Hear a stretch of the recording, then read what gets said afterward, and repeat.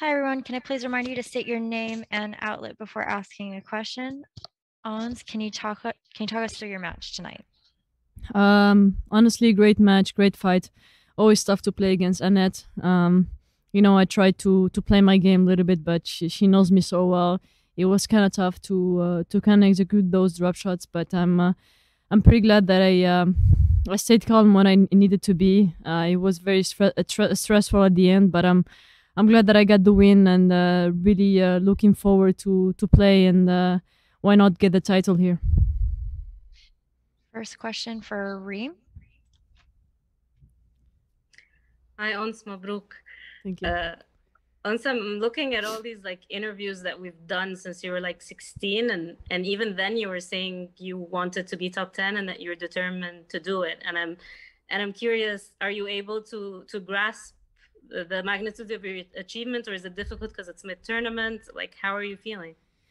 To be honest, I wasn't looking at the ranking. I was looking more at the race at the beginning of the tournament. So this is a dream coming true. This is something that I've been wanting, like you said, since maybe you knew me when I was 16, but even before, I always wanted to get there, to be number one in the world, and top 10. I know it's the beginning. I know I deserved this place from a long time since I was playing well, but I want to prove that I deserve to be here. I deserve to be one of the top 10 players. There is a lot of things that I need to improve. I'm very happy, a lot of emotions right now, but I'm still in competition, so I'm trying to calm down and not overthink about top 10. Probably will celebrate after the tournament, but yeah, I just believed in myself. I worked hard, and this is just the beginning of great things. Just one follow-up. I'm seeing Billie Jean King and Martina Navratilova and Andy Murray and all these people are sharing the news and saying how cool it is. And I'm wondering, did it take you by surprise at all, and just how does it feel to get that kind of recognition from these kind of people? It means a lot. I honestly did not expect Andy Murray or Navratilova or Billie Jean King to just a tweet about me, and it's unbelievable. Just it shows how important it is to me to achieve this, and being recognized by legends. Honestly, it just gives me even more the power to work harder and be like them one day, maybe a Grand Slam champion. I came here stressed a lot with the race. I know so many players were playing here. Like I said, I really didn't look much at the ranking, but I knew I was kind of not far. But I was talking to my mental coach, and I told her this is too much, but I told her I need to do this. I need to go through this to be able to win a Grand Slam one day, because to go and win a Grand Slam, you need to kind of take this step, and I am trying to take these steps. I'm trying so hard to really trying to calm myself down and handle all this stress, because I want to be a Grand Slam champion. If I want to do that, then I need to go through this, and hopefully I'll go through this without having a heart attack. Thank you. Next question for Karen. Hi, Owens. This is Karen Help from the Women's Tennis Blog. Hopefully you know about alternate nostril breathing. That might help. So congratulations on today. Obviously, you're not done yet. Incredible things happening for you on court. One thing that I think a lot of people don't realize is when you're not residing in from a primary European country, or maybe the United States or Australia, tennis is a little bit more challenging because the majority of the events, the bigger ones, are played more on the European continent. There's kind of more sport, there are more federations. And, coming from your country and your part of the world, you had to deal with things that other players don't. I mean, I know sometimes getting visas into countries and things like that is even a challenge. Can you speak to that a little bit, and maybe how that also toughens you up a little bit because you've had to put in some extra miles in other ways that some other players do not? It is a very good question. Yeah, it is much different to come from my country or than being American or French or Australian. They have not just the example of seeing players playing in front of you, or more tennis clubs, or even more tournaments, let's say, but I've been rejected by sponsors because of where I come from, which is so not fair. And I didn't understand why before, but I accepted it. I dealt with it, and I am really proud of the person I became today. Just not relying on others. Everybody had like probably a difficult career. I'm not saying I have the most difficult one, but even I'm just wanted to really do this, because it's my dream. I didn't want it to depend on a sponsor or someone who doesn't even care about tennis or doesn't even care about sport in general, So yeah, it gave me the courage to continue and achieve my goals, and I'm in top 10 today. Absolutely. And just to follow up, you talked about being on the road since Cincinnati, I believe. Montreal, so yeah. Tell us a little. Tell us a little bit about your team, who do care about you, and how you're kind of making the road your home for a while, and to get through this, as well as the other wins you've had. It's not easy. Yeah, I care about my team too, But I mean, I have an unbelievable team with me. First of all, they understand me, and it's very helpful that we speak all the same language and we came all from the same country, because we understand what it means to be Tunisian, to be on the tour. We thankfully, my fitness coach is my husband, so it's easier to stay away from home. My tennis coach is someone that I know from years ago, and he's like a brother to me. And we're like a family, family team, and we travel together. And the key is we communicate a lot, and we talk about what's happening and what's not. We were not really happy after the US Open. We expected that I go further, and do better results. But it is what it is. I cannot play, amazing every week, and that's tennis. Why not? But we decided to stay in Europe. To stay in New York. Practice there, have a mini preseason, kind of reflect on what happened in Montreal, Cincinnati, US Open, and then get ready for kind of the last push of the season. And I'm very happy that we took the right decision to stay there and not go to Europe and come back and be tired with the jet lag. We kind of sacrificed being at home, but it was worth it, and I am glad that we all understand each other, and we know we kind of know what's good for me and what's not. This is very, very important. Thank you. Next question for Chris. Hi, Ons. Congratulations. And Thank you, I'm sorry that I congratulated you early a couple nights ago on your top 10.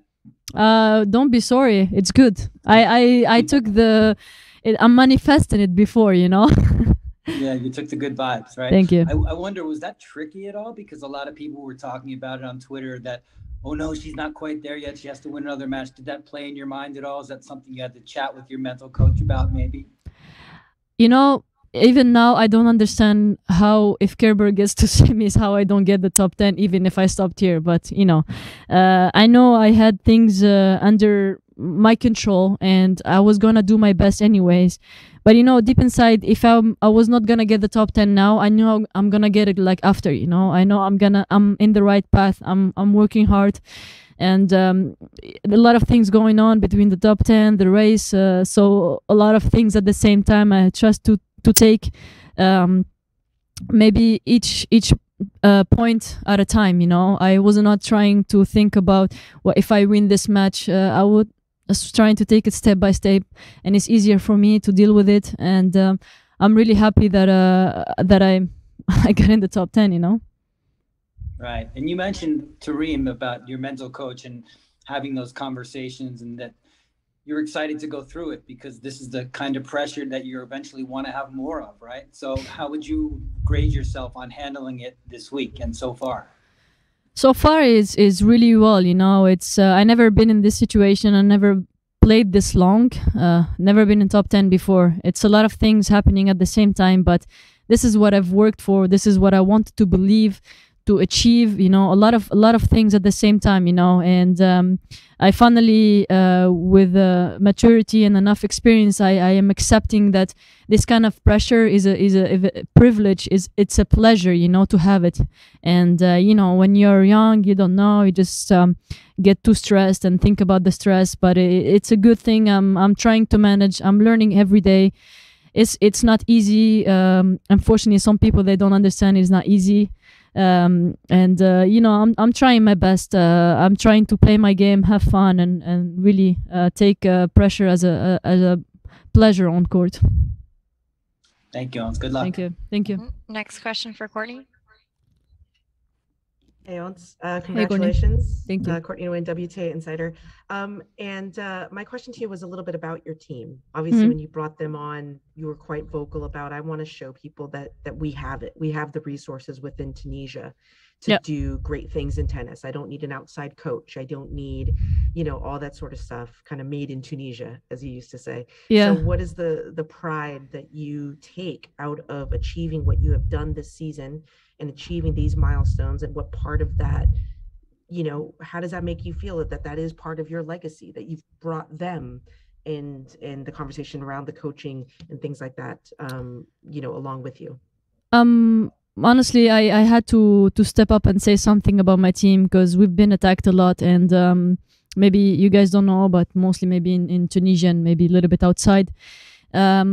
We are doing hard work, and it's really painful to see people talking without knowing what's going on, without all the sacrifices that we are doing, and it's not fair to them before me. And if someone attacks my family, I become very bad, and I don't like it, you know.